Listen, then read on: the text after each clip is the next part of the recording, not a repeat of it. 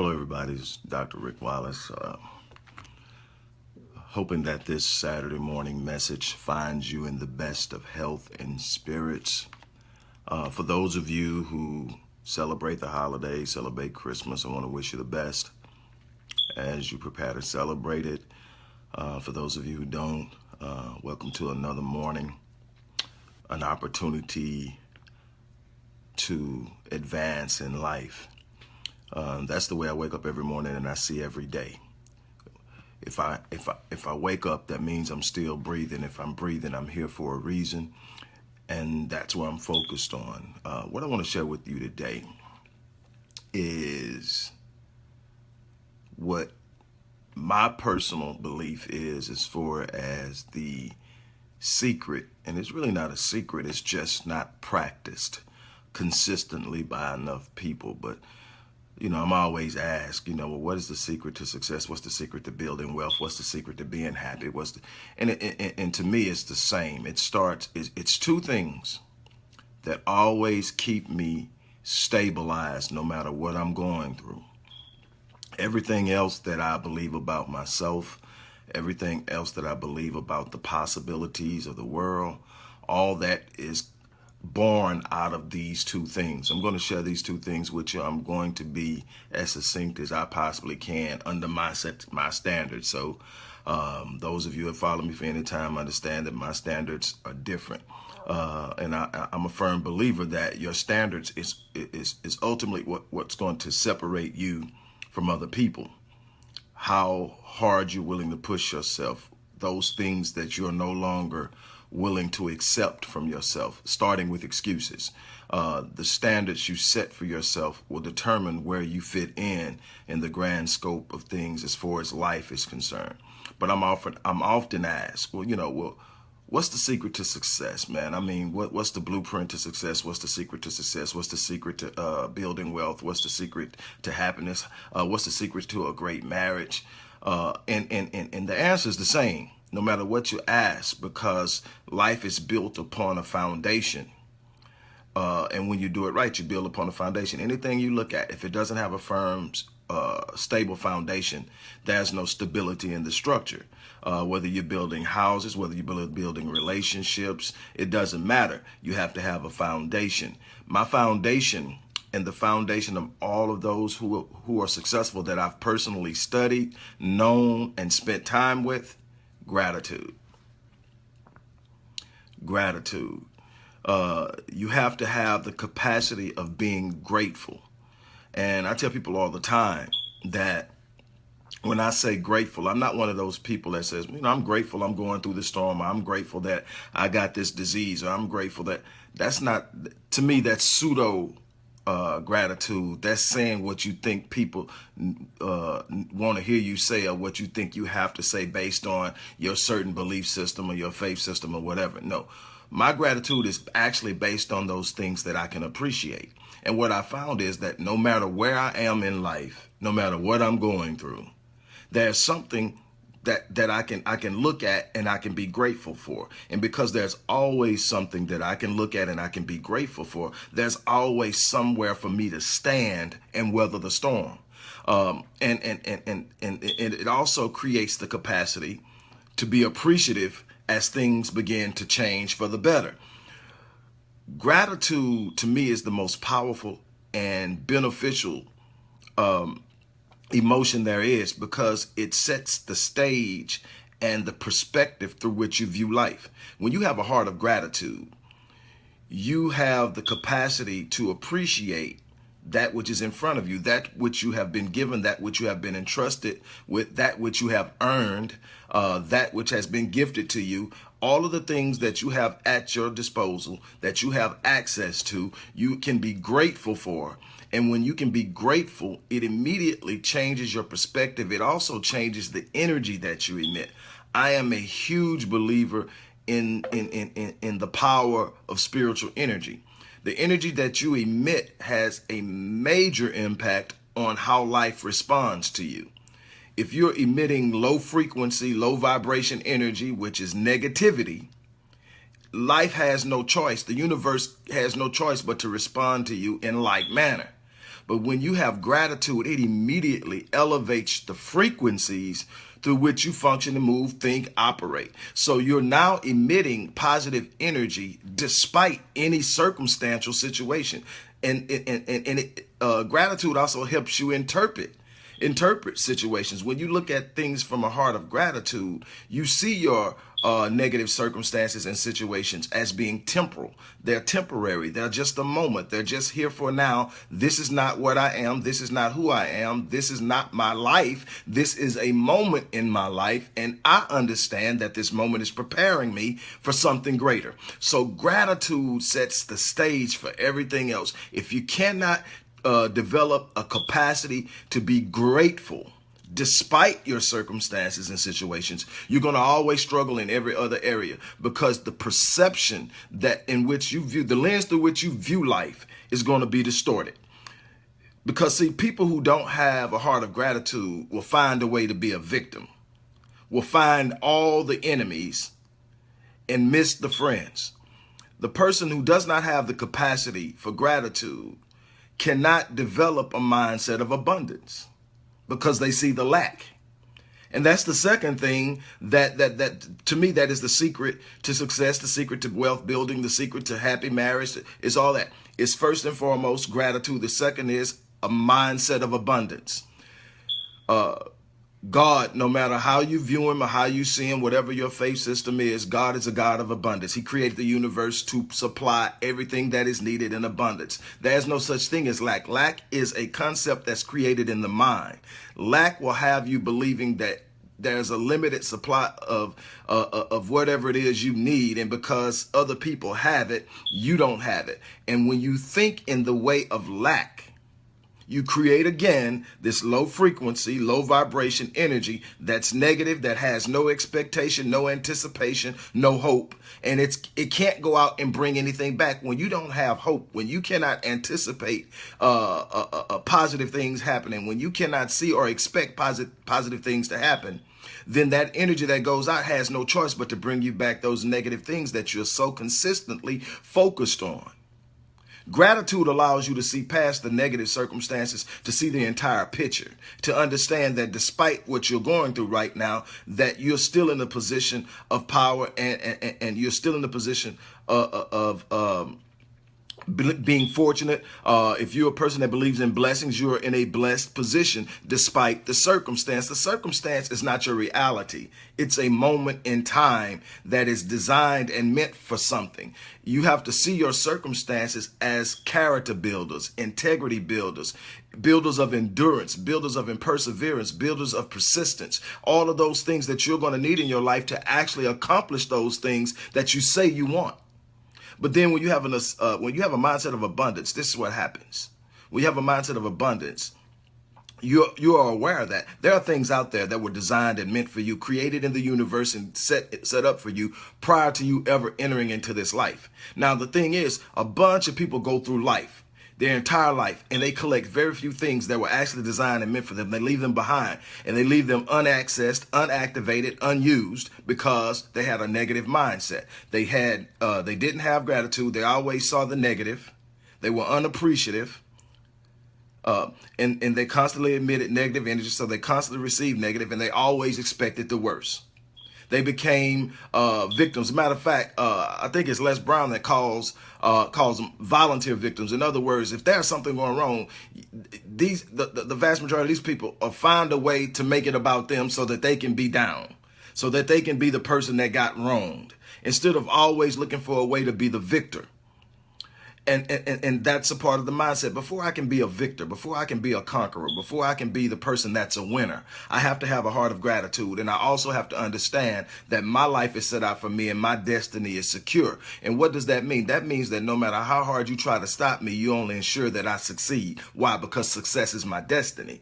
You cannot stop it. Destiny means it's destined to happen, meaning the only person that can stop it is the person who the destiny belongs to. The only way you do stop it is to give up, to quit, to lay down, to turn around, to retreat. That's why my mantra is no surrender, no retreat.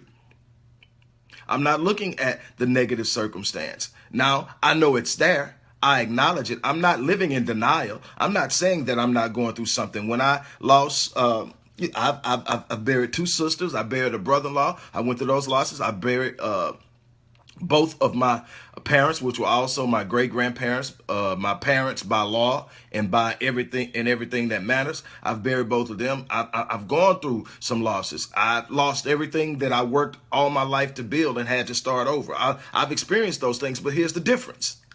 When I experience loss, I acknowledge that it's a loss. I acknowledge that it's uncomfortable. I acknowledge that it hurts. But I'm operating in the moment. And I share this with you all the time. I'm operating in the moment, but I'm living in the future. I'm seeing my destiny. I'm seeing that even this moment of pain and hurt is developing something in me that will allow me to be a blessing, allow me to be a gift to someone else. I've learned that the wealth of this world is in giving. The wealth of this world is in a mindset that says there's abundance. What happens when there's abundance? When there's abundance, there's a willing to share. There's a willing to give because there's no lack. When you are a person who has a mindset of lack, you are so tight with what you have that you cannot give. And if you cannot give, you cannot receive anything of abundance. You're shedding off your blessings. You're shedding off those things that could come to you if you would simply open up.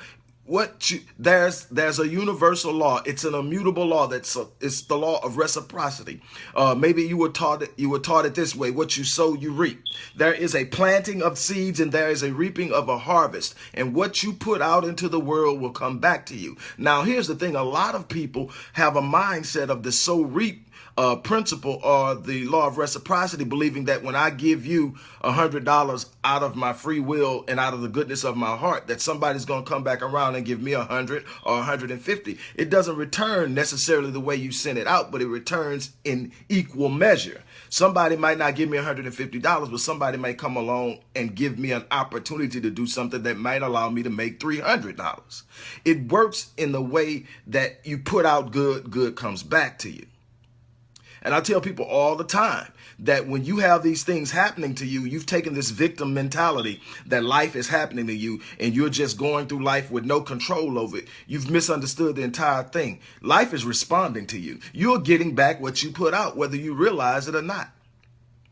The more you claim, the more you operate and function as a victim, the more you will become a victim. The more you sit up and operate out of a sense of hopelessness and helplessness, the more things will happen to you that you have no control over. When you take control of your life, when you decide within your heart, within your mind, within your spirit, that you have the power to walk out your life, to write the narrative of your story, to set forth and move towards your destiny, which is going to be in some way or another greatness. Nobody has a destiny of mediocrity. Nobody has a destiny of being in the pack of people who are average. That is a choice. People have become average because they refuse to walk in the power of their own design, the power of their own purpose, the power of their own destiny. So what they end up doing is simply being in a situation where a story is being told without having the capacity to contribute to the story.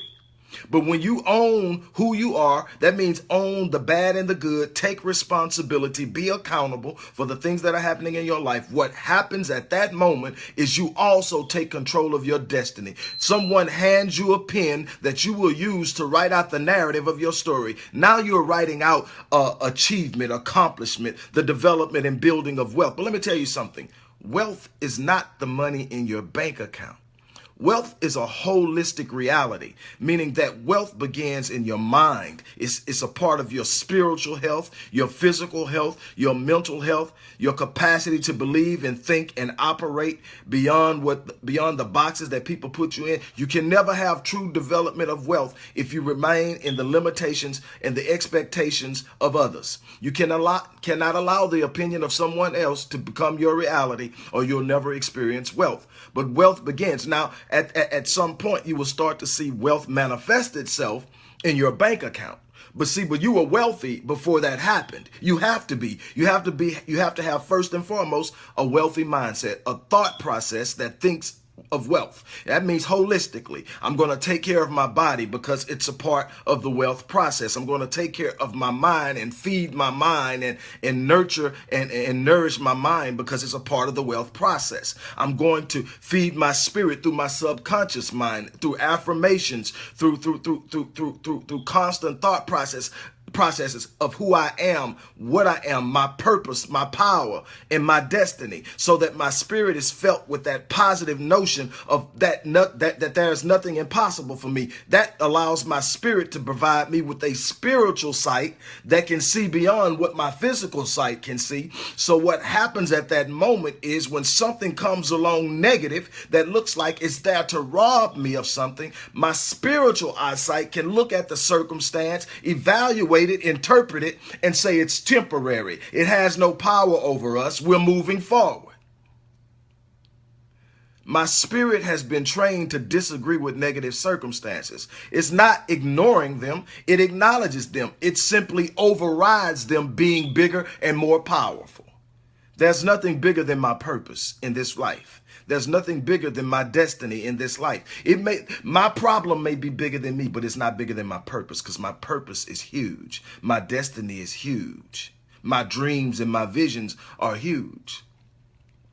I start with gratitude every morning when I wake up, because every morning I wake up is an opportunity to do something exceptional, something spectacular, something phenomenal, to touch someone's life. And that's where it starts with me. It's not about what I put in my bank account, because what I can tell you is there was a point in time when I didn't truly know who I was, but I had the capacity to generate revenue, and I'm stacking it and I'm stacking it, but I'm empty. I couldn't have a heart of gratitude because there was this big void and I couldn't understand it. I tried filling it with everything you can imagine, and it was still empty. And then when I began to move and operate in purpose, I automatically filled those voids and those gaps with the activity associated with my purpose. And that immediately allowed me to have gratitude. That immediately ignited a passion that was stronger than any emotion that I could have to push me past those difficult moments. It's a combination of being holistically well that begins the process of wealth. You can't talk about wealth without talking about your mental health, your physical health, your spiritual health. Then you start dealing with your financial health. You need to prepare yourself. You need to understand you've got to be financially literate if you're talking about building financial wealth. However, it doesn't start there. It starts with the mindset. Now, as you develop financial literacy, your mindset will already also evolve too. Something my mentor told me. He said, once I finish teaching you these principles, you will never be poor again. He said, you will likely go broke because it takes risk to build, to grow. And if you're taking risk, at some point, you're going to take a hit. But see, the amount of money in your bank account is not what makes you poor. It's your mindset. You can not have a dime, but if you have the mindset of wealth, you'll recover. You'll build again. You'll restore. And you'll normally do that in a way that it causes you to exceed or transcend what you've done previously. It's a learning process. Research shows that the average millionaire goes broke 3 times over the course of their life. Why? Because in order to grow what you have to be willing to take risks. There are two places you're going to exist in life. Either in the place of risk or regret. You're either going to live a life of risk, meaning that you're going to have to put something out there to get something. You can't place everything back here and think you can stand out there and grab something for nothing. You're going to have to invest something. Sometimes you're going to lose some time because you're going to invest some time in some things that don't pay off. Sometimes you're going to lose some money. Sometimes you're going to lose some relationships, but you're going to have to step out and take risks. If you don't take risks, you'll live a whole entire life of regret. Looking back consistently over what you could have done if. That's not something you want to care. I'm telling you something. Here, check this out. Risk, it has a price, but it weighs ounces. Whereas in regret, weighs tons. And carrying regret around consistently is no fun. So again, here we are, I'm shutting this down. A heart of gratitude. Again, the gratitude that I'm speaking of is not pseudo gratitude. It's not jumping up and saying, man, I thank God for cancer. I thank God for, no. That's pseudo gratitude. That's some things that religion has taught us that has no purpose and no power. It's not authentic, and because it's not authentic, it actually has a negative impact. What you're grateful for are those things that are still, number one, I'm grateful that I'm still in the game. When I wake up in the morning, I'm still breathing. That means I'm here for a reason. My purpose is still intact. That means I have another opportunity to get out there. If yesterday was hell, I lost a lot. I went through all kind of things. I found out bad news. I woke up this morning, meaning it's a chance to impact all of the negative information I received the previous day. I have an opportunity to step out there and do something about it. So I'm grateful for that. That's a heart of gratitude that sets that up. And then I start to look around me. I still have family. I still have children who love me. I still have a wife that's supportive of my visions, of my dreams, and has plugged in to my visions and dreams and is standing there with me, ready to build with me. The most blessed thing to be grateful for. I've got these things that are lined up, and I understand that at any moment they may not be there. So I appreciate them and I'm grateful for them. And I give everything and I pour everything into them because I understand the fragility of life.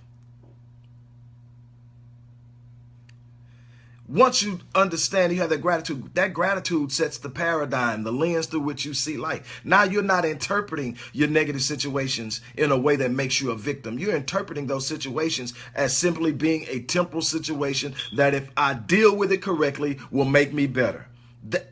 That is what it is. Everything comes to make you better, the good and the bad, but you got to interpret the situation properly. When you interpret it, why me? Oh God, here it is again. I can never win for losing. All that stuff, you're setting up those low frequencies, those low vibrations that produce negative responses, or negative realities that you constantly and consistently will see as something you have no control of. You take a position of being helpless and you spend your entire life being helpless. I take action.